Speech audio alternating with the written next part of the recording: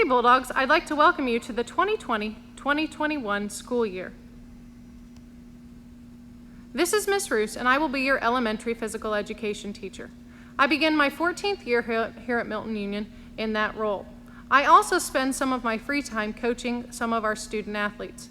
I serve as the girls cross country coach, the girls basketball coach, and the junior high track coach, so I obviously enjoy being physically active and busy.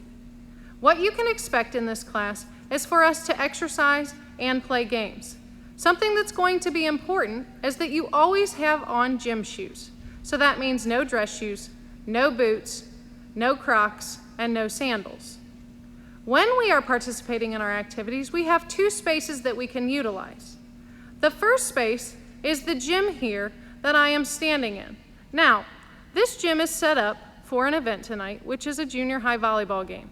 It will typically not be set up like it is right now when we are having class, but just to give you an idea of how large the space is, this is the space that we will use for our PE classes when we're indoors. However, due to COVID-19, we will spend the majority of our time outside. So when we're outside or inside, we will spend our time exercising and playing fun games. Some of those will be in small groups, some of them may be alone, and a few of them will even be in teams.